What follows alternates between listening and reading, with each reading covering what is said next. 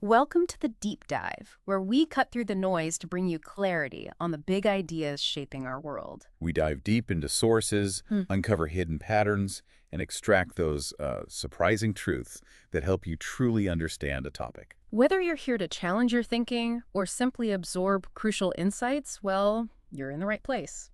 Let's get started. Okay, let's unpack this. Today, we're embarking on a deep dive into a concept that, for many of us driven by purpose and ambitious goals, might initially feel counterintuitive. Mm-hmm. The art of letting go. We're often taught that success demands holding tighter, striving harder, and, meticulously controlling every outcome. Right.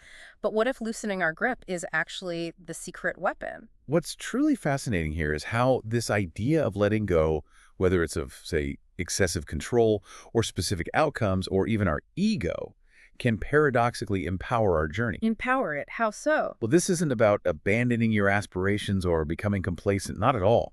It's about cultivating a different, maybe more resilient mindset while you're actively pursuing them. Our sources today pull wisdom from ancient philosophy, the practical insights of Buddhism, and even modern spiritual texts like Conversations with God by Neil Donald Walsh. And we want to show how these profound ideas apply directly to you, the driven and intentional listener. Right. So our mission today is to uncover why holding on too tightly can often become the very thing that holds us back. Mm. And how consciously letting go might just be the key to achieving, well, more meaningful, sustainable, and maybe less stressful success. Exactly. Let's start with that seeming paradox then. The harder you grasp, the more likely something slips away. Yeah, like trying to grab a wet bar of soap. Precisely. Squeeze it too tightly, Yeah. and if it shoots out of your hands. Have you noticed this dynamic playing out in people's lives? Perhaps when they're pursuing a goal with this almost desperate intensity? Oh, constantly. You see people cling so desperately to a specific outcome, and they just end up stressed, disappointed, Mm-hmm. and sometimes they even push the very thing they want further away. They do. Yeah. And often, just relaxing that iron grip just a little Hmm. can surprisingly lead to better results. It reminds me of the classic Chinese finger trap. Oh yeah, good one. The more you pull and struggle to get free, the tighter it grips you. The solution isn't to fight harder, is it? No, it's the opposite. You have to stop pulling, gently push in, relax your fingers, and only then does it release you. Right. When we overstrive or, obsess over something, we can unknowingly trap ourselves. We absolutely can. But when we loosen up, trust the broader process maybe, adjust our approach, things tend to flow with more ease. Yeah, flow. That's a good word. That brings to mind another powerful, almost painful little story. The monkey trap. Ah, the monkey trap. Tell us. Well, apparently people catch monkeys by placing a treat inside a hollowed-out log or coconut. The hole's just big enough for the monkey to reach its hand in. Okay. The monkey reaches in, grabs the treat, but now its fist is clenched around the prize, Oh, no. and it can't pull its hand back out through this small hole. So it's... It effectively traps itself. Its freedom is literally just a matter of letting go of that treat, but it won't let go. Wow. And so it stays stuck. It stays stuck. That monkey trap is such a perfect, almost painful metaphor for us humans. I confess I've probably been that monkey with certain projects, I think we all have at some point. clinging on long after it was clear I needed to pivot. It's a tough lesson. It is. For those of us who are, purposeful achievers, what do you think is the biggest internal hurdle when it comes to recognizing our own monkey trap moments? That's a great question. I think, well, often the biggest hurdle is a deep-seated fear of perceived loss or failure. Fear. We equate holding on with control, and we think control equals success. So the idea of letting go feels like giving up. Right. Feels weak somehow. Exactly. It goes against everything we're taught about ambition. But the lesson of the monkey trap is precisely that letting go sets us free. Free. Sure. Well, we can't grab new opportunities or adapt to change or even see better paths if our fists are clenched tightly around one specific outcome. Sometimes, true progress comes from a well-timed release just as much as from a determined effort. So this paradox of letting go, it's clearly at the heart of many philosophical and spiritual teachings. Absolutely. It's not about not caring or becoming lazy, like you said. It's about caring wisely, doing your absolute best, but without strangling the outcome with anxiety. Exactly. And if we connect this to the broader philosophical landscape, Buddhism, for instance, teaches that attachment is a root cause of suffering. Attachment causing suffering. Yes, one of the Buddha's Four Noble Truths explicitly states that suffering arises from attachment to desires. Mm. When we cling too much to wanting something or wanting things to be a certain way, we inevitably create stress and dissatisfaction within ourselves. Because reality, well, it rarely aligns perfectly with our fixed expectations. That's a crucial distinction, isn't it? The idea that goals aren't the problem, but our relationship to them is. So, for someone constantly striving, how can they begin to recognize when their healthy ambition crosses into, let's say, unhealthy attachment? Isn't there a risk of becoming complacent if we truly let go of attachment? That's a very practical concern, and it really gets to the heart of the nuanced Buddhist approach. Buddhism isn't advocating for apathy or a lack of ambition. Not at all. Oh. A great clarification I read from a Buddhist forum puts it perfectly. It says, setting goals is fine as long as there is no attachment to the outcome. No attachment to outcome. Attachment to outcome is what causes you to suffer. You perceive the outcome is within your control when it is not entirely in your control. Ah, okay. So train hard and accept the outcome, whatever it is, gracefully. Train hard, accept gracefully. I like that. It highlights that the issue isn't the goal itself, but the clinging, that rigid expectation, the I must have this to be happy kind of thinking. Yeah. That turns a goal into a potential source of pain. That's powerful aim, but don't cling. It brings to mind the image of an archer. Good analogy. You do everything in your power to hit the bullseye. You practice relentlessly, you focus intently, you aim true. But once you release the arrow, It's gone. it's out of your hands. If you're so attached to a perfect bullseye that anything less shatters your peace, well, you're just setting yourself up for misery. Constantly. Far better to take careful aim, release, and then be at peace with where it lands, right? Ready to learn for the next shot. Exactly.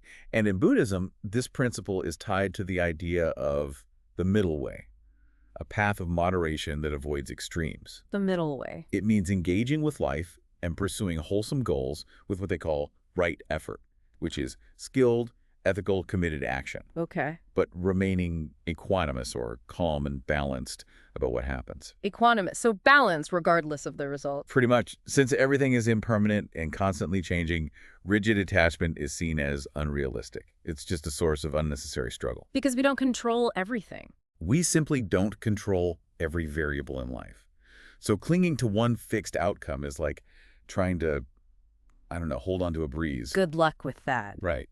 So for those of us who are driven, this means we can absolutely still be ambitious and work hard. Yes. But we learn to hold our goals a bit more lightly. It's like a gentle grip, not a death grip. That's a great way to put it, a gentle grip. I've personally found that when I'm less attached to one narrow result, I'm actually far more open to creative solutions or unexpected opportunities, or even a completely different path when plan A inevitably hits a wall. It makes us incredibly resilient, I think. Yes, this really highlights that delicate balance between active pursuit and calm acceptance. Yeah. You do your part with full commitment. That's right effort. Right effort. But emotionally, you don't pin all your happiness or sense of worth on that outcome. As the saying goes, let go or be dragged. Oof.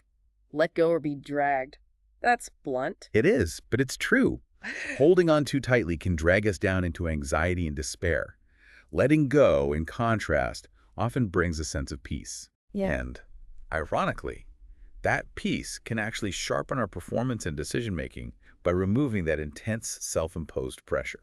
Okay, so we've seen how these ancient philosophical principles still resonate so strongly today.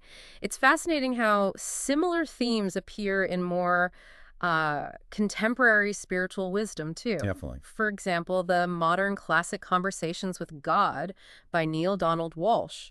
It offers incredibly relevant insights for intentional achievers on this very idea of letting go. Ah, yes, Walsh. One of my favorite quotes from it is, "Enlightenment is understanding that there is nowhere to go, nothing to do, and nobody you have to be except exactly who you're being right now." Wow. That's a profound statement, isn't it? Nowhere to go, nothing to do, nobody you have to be except who you're being right now. Yeah. It essentially says, you, right here, Yeah. in this present moment, you're completely enough. Mm-hmm. Now, for someone who's very goal-driven, always thinking about the next step, the next achievement, Yeah. how do you interpret this so it doesn't sound like a call to just stop striving entirely? Yeah, that's the immediate reaction, isn't it? But I interpret it differently. I see it as a deep lesson in inner fulfillment and self-acceptance. not an abandonment of action. Okay, so not apathy. Definitely not. It's not saying never set goals or do nothing. Instead, it points to the profound relief of truly being present and authentic. Looking present. Yeah, free from that constant mental chatter that tells us, I need to be elsewhere, achieve more, become someone else to be worthy. You know that voice? Oh, I know that voice well. The not enough voice. Exactly. For many achievers, there's this chronic deficit mindset, the feeling that I'm not there yet. Walsh is suggesting you are already there, right here and now, once you realize that being your full, authentic self is the ultimate point. That resonates with a lot of what mindfulness teachers emphasize, doesn't it? The present moment is truly all we really have. It is. If we're always living for the next milestone, we risk missing the richness of life unfolding right now. It strongly echoes that common wisdom that the journey is more important than the destination. When we grasp that deeply, we start experiencing our life now, rather than perpetually deferring happiness to some imagined future when we've finally made it. And ironically, when we embrace that mindset being present, focusing on the journey, we often perform better. How so? Well, there's significant research in psychology about the flow state, being in the zone. Oh yeah, flow. Mahali, siksent mahali. That's the one. People enter flow when they're fully immersed in an activity for its own sake, not constantly worrying about external results. Right, total absorption.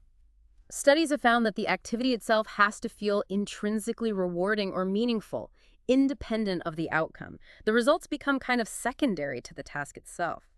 Have you personally experienced this, where peak performance just emerges when you're completely absorbed? Absolutely. I've definitely experienced that myself.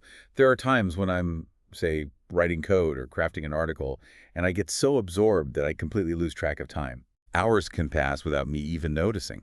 That's exactly it. When you're deeply focused on the process, you're not distracted by the potential praise or criticism of the final product. Yeah. Your mind is just fully dedicated to the task at hand. Right. Walsh really captured this too, didn't he? He wrote, "True masters are those who've chosen to make a life rather than a living." Oh, I love that. Make a life rather than a living. Yeah. That's such a powerful distinction. It means orienting yourself towards what fulfills you deeply, truly making a life, versus just chasing the external trappings of success, like making a living. Exactly. If you chase only the paycheck or the trophy without a larger sense of purpose or joy in the process, you might indeed end up with a living, but feel like you've missed out on a life. That's a crucial insight for anyone driven by ambition. It invites us to pause and ask, why am I pursuing this goal? The why. Is it genuinely aligned with building a meaningful life? Or am I just running a rat race because I feel I should? If you ensure your goals connect with your deeper values and bring you genuine joy in the pursuit, then you're truly making a life. Right. And then, even if you don't hit the exact target you envisioned, you haven't wasted your time. You've been living your values along the way. And that circles back perfectly to letting go, doesn't it? It really does. If your identity and happiness are solely tied to external achievements, then letting go of a specific outcome can be terrifying. It feels like you'll lose yourself. Yeah, catastrophic. But if your focus shifts to being the kind of person you want to be, living out your principles regardless of immediate results, then you can hold outcomes much more loosely. Your self-worth isn't shattered if a specific plan falls through, because it wasn't based solely on that external thing to begin with. Exactly right. And Neil Donald Walsh offers another profound insight along these lines. He says, the purpose of life is to know yourself, create yourself, experience yourself as who you really are. There is no other reason to do anything. Wow. Know yourself, create yourself, experience yourself as who you really are. Yeah. It suggests that all our busy efforts, all our striving, should ultimately serve our self-discovery and self-expression. Okay. If a goal is pushing you to become someone you're not, or if you're pursuing it just because you think you have to please others or society, well, then it might be out of sync with your true purpose. That invites a really deep reflection for achievers like us. Are my goals helping me become more of who I really am? Right. Or am I chasing them out of fear, habit, or external pressure?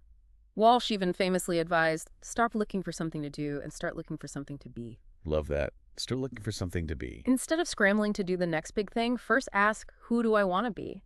Focus on that being, and the doing will naturally follow from a more authentic place. I find that incredibly grounding. It completely transforms how we view achievement. doesn't it? It really does. Achieving isn't just about ticking boxes anymore. It's a natural byproduct of living in alignment with our being. Hmm. And letting go becomes so much easier because your sense of self isn't riding on each individual result. Mm. If plan A doesn't work out, but you stayed true to being, say, courageous or kind or authentic through the process, then it's still a win. It's a win in the bigger picture of your life. Exactly. That reframing is truly powerful. It seamlessly ties together the philosophical wisdom of Buddhist non-attachment, Walsh's profound focus on being, and even modern psychological concepts like flow state. All of it points toward this truth that purposeful achievement really comes from a place of inner balance and authenticity. Yeah. When we operate from that place, we can pursue ambitious goals with passion, but without desperation. Passion without desperation. That's the sweet spot. Okay, this has been a deep and rich discussion. To make it super practical and actionable now, let's try and distill a few useful tips that you, the purposeful achiever listening, can apply in your daily lives. Great idea. Let's make it concrete. Okay, number 1, set goals, but release emotional attachment to outcomes. By all means, aim high, work hard, but consciously acknowledge what's beyond your control. That's key. Knowing what you can and can't influence. Right. Once you've done your part, practice accepting whatever comes. That mindset of train hard and accept the outcome gracefully, it significantly reduces stress and keeps you adaptable. Absolutely. Tip number 2, focus intensely on the process and the present moment. Ah, the process. Shift your attention to doing the work itself rather than incessantly worrying about the distant result. Right. Actively try to make the process rewarding, engaging. I find the joy in the doer. Exactly. As that research on flow suggests, when you enjoy the activity for its own sake, the results are secondary to the task itself. And you often end up performing better, more creatively, just as a natural consequence. Okay, number 3, align your goals with your true purpose and deeper values. The why. Take time to ask yourself why you truly want what you want. Make sure it's deeply connected to who you genuinely want to be. When your goals express your core values or calling, you'll find yourself much more intrinsically motivated and less dependent on external validation. Remember Walsh's advice. Stop looking for something to do and start looking for something to be. Let your being guide your doing. Love it. Okay, 4th tip. Practice mindfulness and cultivate self-awareness. Mindfulness always comes back to this, doesn't it? It often does. A regular mindfulness practice, even just a few minutes a day, can help you notice when you're getting overly attached or stressed. Notice the clinging. Yes. As Walsh acutely observed, you cannot let go of anything if you cannot notice that you are holding it. Ah, that's good. By regularly checking in with yourself, you can catch those tight attachments early and gently remind yourself to loosen your grip. Okay, and maybe one more. How about embrace change and be flexible? Oh, definitely. That's crucial. The journey of achievement is rarely, if ever, a straight line. Tell me about it. Instead of resisting when things inevitably change, try to stay open and curious. Sometimes plan B, or an unexpected detour, brings unforeseen growth or new opportunities you'd never have found otherwise. Right, like the monkey trap story illustrates. Exactly.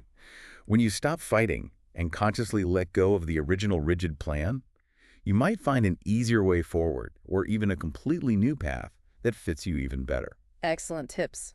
By integrating these into your life, it seems you really can be a high achiever and a fulfilled, peaceful person at the same time. You really can. It's not a trade-off between success and serenity. You can genuinely cultivate both. Yeah. In fact, letting go of all that excess baggage, the worry, the fear, the ego, it actually makes you significantly more effective, creative, and resilient in pursuing your dreams. Absolutely. Ultimately, this whole art of letting go, it's about cultivating a deeper trust, isn't it? I think so. Trust in what? Trusting yourself, trusting the effort you've put in, and maybe trusting the process of life itself just a little. When you consciously do what you can and then allow things to unfold, you often find that beautiful sweet spot of diligent effort and profound ease. Effort and ease. You achieve purposefully, not just for the sake of ticking boxes, and you safeguard your well-being throughout the journey. And remember, letting go isn't some one-time event you achieve. It's an ongoing, almost daily practice. Practice, yeah. Each time we consciously release an attachment, we regain a measure of freedom and energy. Energy we can then put into what truly matters, deepening our presence and our peace. Well said. We genuinely hope you found this deep dive enlightening and practical. Try out these principles and tips in your own journey. See what resonates. For you, our driven and purposeful listeners, Keep your grand vision, absolutely. Give it your absolute best, but learn to hold it with an open hand. An open hand. Sometimes the biggest breakthroughs happen precisely when you release what you thought you had to have, only to discover something even better was waiting for you all along. Letting go might just propel you forward in ways you never imagined possible. If you enjoyed today's conversation, please hit that like button so we know it's resonating with you. And subscribe so you don't miss future deep dives. We've got more insightful conversations coming your way. And if you know someone who'd benefit from this kind of thinking, sharing this deep dive truly helps us grow the show. Thanks for diving deep with us today. Until next time. Stay curious.